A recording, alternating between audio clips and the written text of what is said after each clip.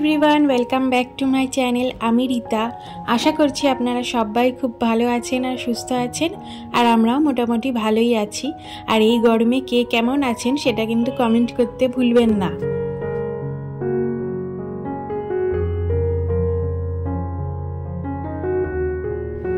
তো এই যে দেখতেই পাচ্ছেন সাত সকালে ঘুম থেকে উঠে গেছি রোজকার মতনই, কারণ রোজকার মতনই সকাল সকালে ঘুম ভেঙে যাচ্ছে গরমে প্রচণ্ড তাপের জন্য।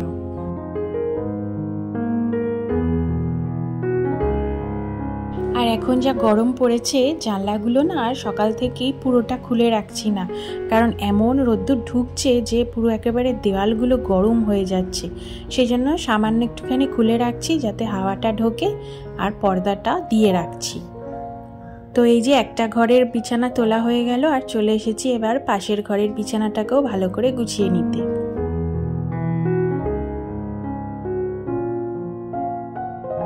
আর গরম এমন অতিরিক্ত পড়েছে মনে হচ্ছে যেন কোনো কিছুই কাজ করতে ইচ্ছা করছে না, আর এত অতিরিক্ত ঘাম হচ্ছে যে একটুতেই শরীর কাহিল হয়ে যাচ্ছে। মনে হচ্ছে যেন একটু কাজ করাতেই মনে হচ্ছে কত কাজ করে ফেলেছি।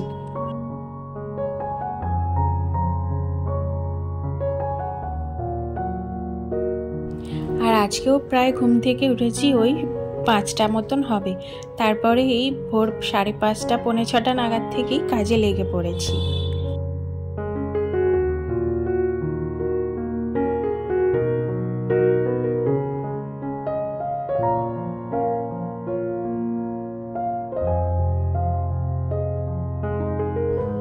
তো দেখতেই পেলেন কথা বলতে বলতে আমার এই ঘরের বিছানাটাও গোছানো হয়ে গেল।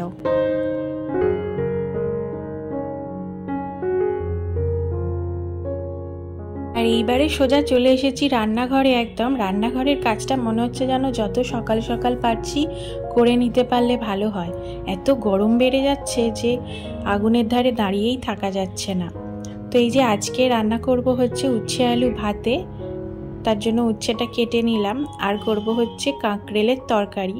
তোমরা কারা কারা আছো যারা কাঁকরেলের তরকারি খেতে পছন্দ করো বা কাঁকরেল এই সবজিটাকেই পছন্দ করো তারা কিন্তু কমেন্টে জানিও, আমার কিন্তু বেশ ভালো লাগে। তো যাই হোক, যা যা আজকে রান্না করব সেগুলো এবারে সবজিগুলো কেটে নিচ্ছি এক এক করে। আর আজকে মাছ করব, মাছটাকেও নুন হলুদ মাখিয়ে রেখে দেব।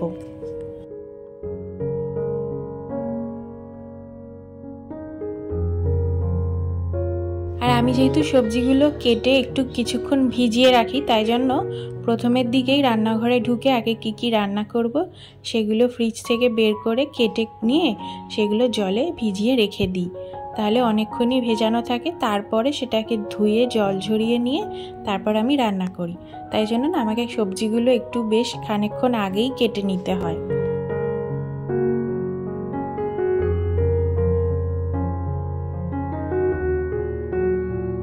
তো এই যে এখানে মোটামুটি আমার সবজি কাটা আজকের মতন কমপ্লিট হয়ে গেল, কারণ এখন তো গরমের জন্য খুব একটা বিশেষ কিছু আইটেম রান্নাও করছি না, তো খুব একটা সেই জন্য রান্নাপাতির ঝামেলাও থাকছে না।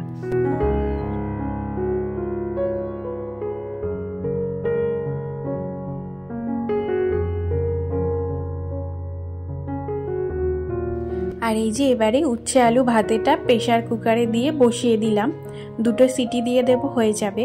আমি ভাতের মধ্যে দিয়ে দেখেছি উচ্ছেগুলো খুব একটা ভালো সিদ্ধ হয় না। আর এই যে এদিকে ভাতটাও হয়ে গেছে।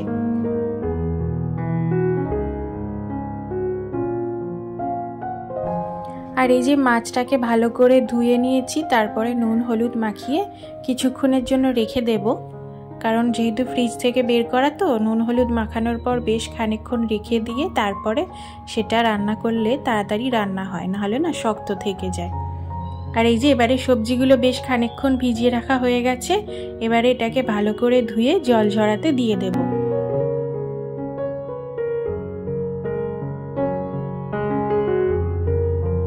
যারা যারা এত দূর অবধি ধৈর্য সহকারে আমার এই ভিডিওটি দেখেছেন তারা যদি ভিডিওটা ভালো লেগে থাকে তো অবশ্যই একটি লাইক করবেন।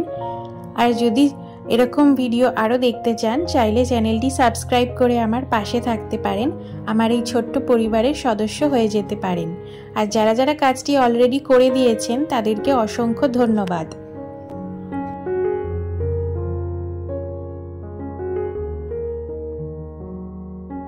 তো এর ফাঁকে বেশ খানিকক্ষণ সময় চলে গেছে, তার মাঝে আমি ঘরের অন্যান্য টুকিটাকি কাজগুলো করে নিয়েছি আজকে। তো এরপরে দেখতেই পেলেন মাছটাও ভাজা হয়ে গেছে, আর সেই তেলেতেই পটলটাও ভেজে নিলাম। এরপরে এক এক করে রান্নাগুলো সবটাই করে নেব, কারণ আমি এখন ঠিক করেছি যে সকাল সকালই রান্নাটা করে নেব, কারণ বেলা যত বাড়ছে আর একদমই রান্নাঘরে থাকা যাচ্ছে না।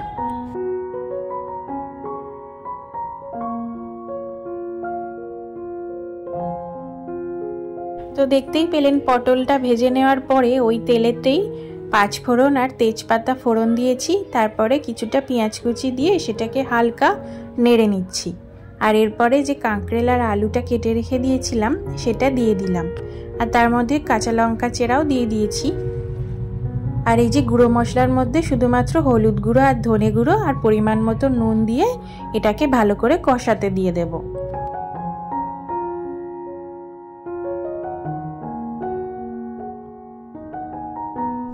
তো তারপরে সবজিগুলো থেকে তেল ছেড়ে দেওয়ার পরে পরিমাণ মতন জলটা দিয়ে এবার এটাকে ভালো করে নেড়ে নিয়ে চাপা দিয়ে ফুটতে দিয়ে দেব, তাহলেই ব্যাস এই রান্নাটা কমপ্লিট হয়ে যাবে।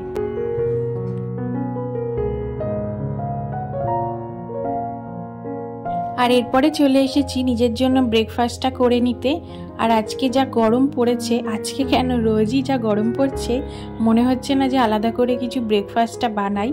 তো ওই পাউরুটি ভরসা, তো সেটাই এখন সেঁকে নিচ্ছি। আর আছে আজকে সাথে দুধ, আসলে আগের দিন রাতের দুধটা ছিল, তো সেটা কি করব সকালবেলা সেই জন্য খেয়ে নিলাম। এই যে এটা হচ্ছে আমার ব্রেকফাস্ট।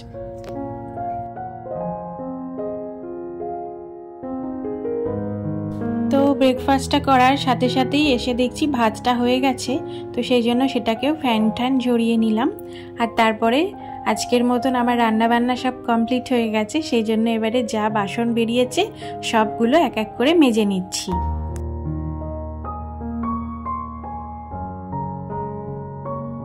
আর আমার ভিডিওগুলোতে যারা কমেন্ট করছো তাদেরকে অসংখ্য অসংখ্য ধন্যবাদ নিজেদের সময় বের করে আমার এই ভিডিওগুলো দেখার জন্য। আর তোমাদের খুব ভালো লাগছে ভিডিওগুলো, তো আশা করব তোমাদেরকে এরকমই ভিডিও তৈরি করে করে দেওয়ার। তো আশা করছি তোমরাও আমার পাশে থাকবে। আর এই গরমে যা গরম পড়েছে, সবাই যে যার নিজেদের খেয়াল রাখবে আর বেশি করে জল খাবে, কারণ এমন গরম পড়েছে না, শরীর খুব খারাপ হয়ে যাচ্ছে। বিশেষ করে জলটা না খেলেই শরীর একদম উইক হয়ে যাচ্ছে। তো সবাই যে যার নিজেদের খেয়াল রাখবে।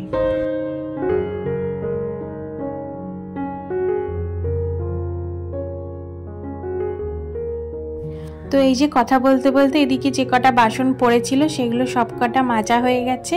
এবার এগুলো ভালো করে ধুয়ে নিলেই মোটামুটি রান্নার কাজটা, মেন কাজটা হয়ে যাবে। তারপর এদিকে তো গ্যাস ট্যাস মুছতে বাকি আছে এখনো, সেটাও এক এক করে করে নেব।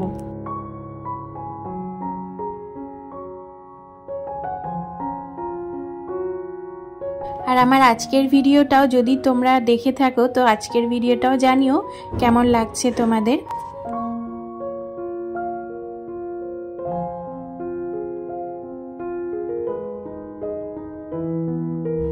তো এই যে কথা বলতে বলতে আমার এদিকে বাসনগুলো মাজা কমপ্লিট হয়ে গেল।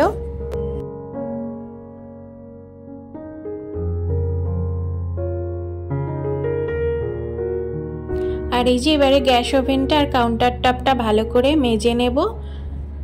তো তারপরেই আমার রান্নাবান্নার কাজটা এদিকে একদম পুরোপুরি কমপ্লিট হয়ে যাবে আজকের মতন।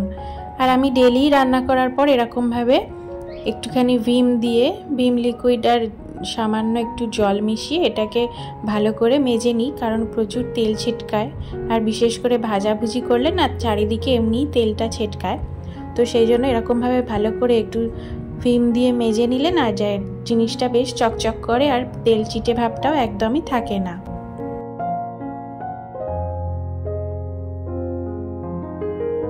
তো এই যে ভালো করে মেজে নেওয়ার পর একটা শুকনো কাপড় দিয়ে এটাকে মুছে নিই। ভিজে কাপড় দিয়ে মুছলে আবার ভালো করে মুছতে হয়, কারণ দাগ হয়ে যায় স্টিলের ওপরে, তো সেই জন্য শুকনো কাপড় দিয়ে মোছাটাই ভালো।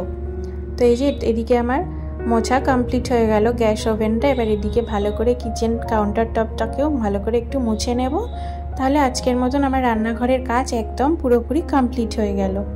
আর এই যে এদিকে দুধটা ঠান্ডা হয়ে গেছে, টেবিলে এনে রেখে দিলাম। অনেক সকালেই দুধটা দিয়ে গেছিল, তো তোমাদের সাথে আর সেটা শেয়ার করা হয়নি। তো আজকে এই হচ্ছে লাঞ্চ মেনু, পটল ভাজা, মাছ ভাজা আর কাঁকরেল আলুর তরকারি।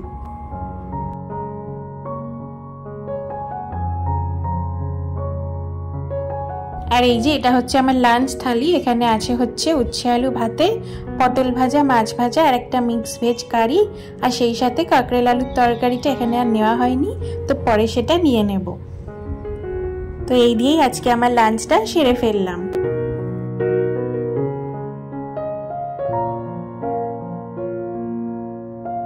আর এরপরে চলে এসেছি, বেশ কয়েকটা জামা কাপড় কেচে রাখা ছিল, তো সেগুলো ভাঁজ করার আর টাইম পাচ্ছিলাম না, তো সেগুলোই এক এক করে এবারে ভাঁজ করে রেখে দিচ্ছি।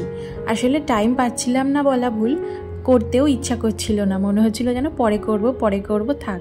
তো এই করে করেই না বেশ অনেক জামা কাপড় একসাথে জড়ো হয়ে যায়।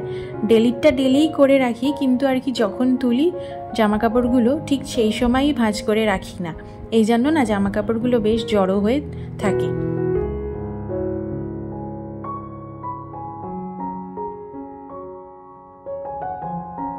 তাহলে চলুন এই জামা কাপড়গুলো আমি ভাঁজ করতে থাকি, আর আজকের ভিডিওটা তাহলে এখানেই শেষ করছি। আপনাদের সাথে আবার দেখা হবে নেক্সট ভিডিওতে। আপনারা সবাই খুব ভালো থাকবেন, সুস্থ থাকবেন, আর ভিডিওগুলো কেমন লাগছে সেটা কমেন্ট করতে ভুলবেন না। আর গরমে যে যা নিজের খেয়াল রাখবেন। তাহলে দেখা হচ্ছে আবার পরের ভিডিওতে। সবাই খুব ভালো থাকবেন।